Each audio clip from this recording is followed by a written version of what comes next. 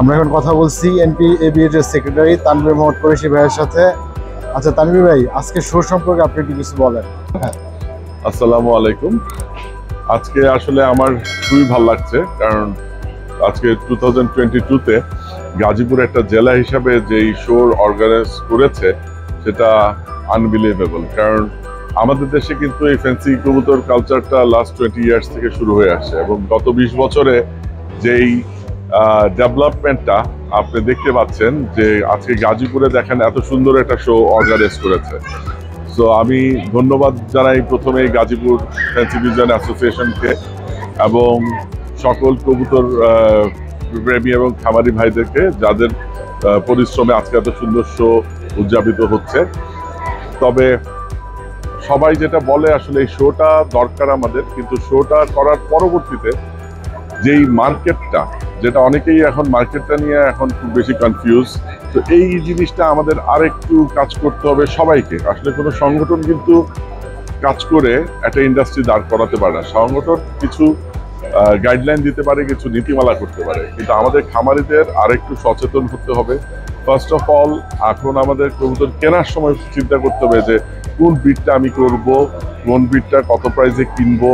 সেটা যদি প্রাইসটা ফার্স্টে একটা গুড প্রাইস দিয়ে কিনে, তাইলে কিন্তু আজকে দেখেন মার্কেটের এই আনস্টেবিলিটি আসে না। আমরা হুজুগে শেয়ার মার্কেটের মতো যখন যেটা প্রাইস বাড়ে আমরা সেটার পিছিয়ে চাই, এই কনসেপ্ট থেকে আমাদের বেরোয় আসতে হবে। তবেই আমরা এই ইন্ডাস্ট্রিটা একটা স্টেবিলিটি আসবে।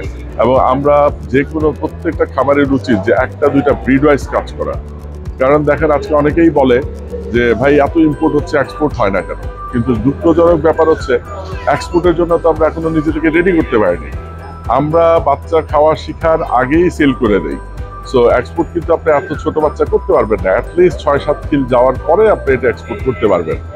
আরেকটা জিনিস দেখেন, শোর পরে কেন যে কোনো একটা নতুন খামারি বা যে কোনো ব্রিডার ইম্পোর্টারের কাছে যায়? ডিউ টু আমরা যারা খামারি আছি তারা আমরা ছোট বাচ্চা বিক্রি করি, বা আমাদের ওইভাবে দেখা যায় যে 4, 5, 10, 20 রকমের ব্রিড পালি, সব বাচ্চা অ্যাভেলেবেলও থাকে না। সো প্রত্যেকটা খামারি চায় রেডি ব্রিড। তো রেডি ব্রিড পাওয়ার জন্যই তারা কিন্তু ইম্পোর্টারের কাছে যায়, এবং ইম্পোর্টারের কাছে যাওয়ার পর সেখান থেকে কালেক্ট করে। আমরা যদি ইম্পোর্টারের সাথে মতো করে সেল করতে, আমার যেটা একটা কনসেপ্ট ছিল যে অ্যাটলিস্ট প্রথম 6 মাস যদি আমি বাচ্চা সেল না করি, তাহলে 6 মাস পর থেকে আমার কিন্তু ফার্মে একটা সাইকেল চলে আসবে। তখন কিন্তু আমি আমার ফার্মে semi adult, new adult, baby, semi baby সব সাইজ থাকবে। তখন কিন্তু কাস্টমার তার চাহিদা অনুযায়ী কিন্তু কবুতরটা কালেক্ট করতে পারবে। সো এই জিনিসগুলা আমাদের যদি সবাই আস্তে আস্তে ফলো করি, আমি খুব আশাবাদী, আমি আশা করছি, কারণ এই ইন্ডাস্ট্রির অনেক উত্থান পতন দেখেছি। তো আমি আশা করি যে এইটা একটা বড় ইন্ডাস্ট্রিতে রূপান্তরিত হবে। এখনো আমরা বলবো যে প্রাইমারি সেকশনে আছি। সো হোপফুলি শর্ট টাইমের মধ্যে কিন্তু আমাদের সবাই যদি একত্রভাবে সবাই গুছায় কাজ করি, ইনশাল্লাহ আমরা অনেক দূর এগিয়ে যাব। তানভীর ভাই, এনপিএবি বাংলাদেশ একটা বৃহত্তম সংগঠন। আমরা গতবার দেখেছি আপনারা শো অ্যারেঞ্জ করতে পারেন নাই, আপনার নেক্সট শো নিয়ে কি চিন্তা ভাবনা? আচ্ছা, ভালো একটা কোয়েশ্চেন করেছেন। এনপিএবি আসলে জানেন যে আপনার 2020-তে একটা ইন্টারন্যাশনাল শো করেছে।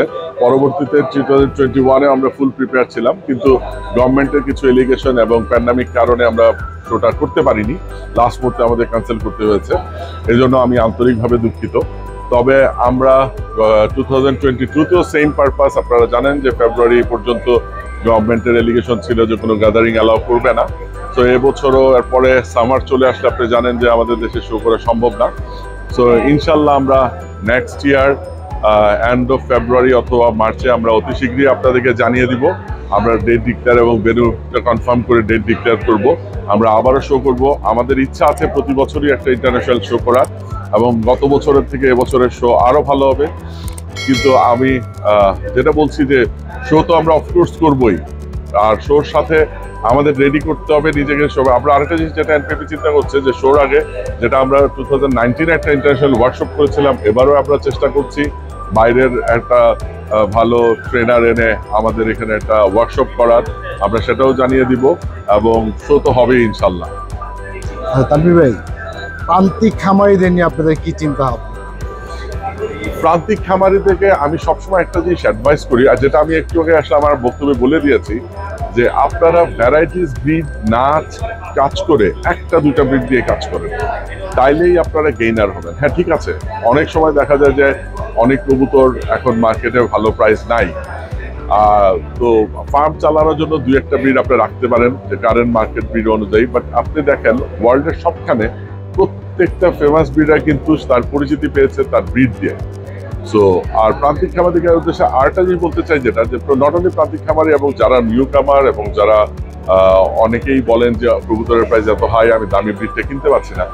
আমার থিওরিটা হচ্ছে যখন কবুতরের প্রাইস কমে যায় তখন যদি আপনি বাংলাদেশে প্রচুর ভালো ব্রিড কিন্তু আসার পরে দেখা যায় যে 2-1 বছর 3 বছর ব্রিডটা যখন হাই প্রাইস থাকে সবাই খুব সযত্নে রাখে, কিছুদিন পরে এটা যখন ফল হয়ে যায় তখন আমরা এটা ধরে রাখি না। এটা তখন দেখা যায় যে অ্যামেচারদের হাতে যায়, কিছু মারা যায়, কিছু আমাদের দেশের বাইরে চলে যায়। পরবর্তীতে আবার 5 বছর পরে যখন এই ব্রিডটাই আবার হাই প্রাইস হয় তখনই আমরা আবার ইম্পোর্টেডের পিছিয়ে ঘুরি।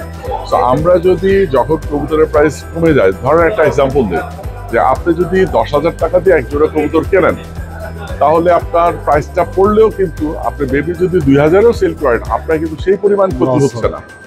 আমার যেটা ধারণা, যে কোনো ব্রিড হাতে নিলেও 2-3 হাজার টাকা পাওয়া যায়।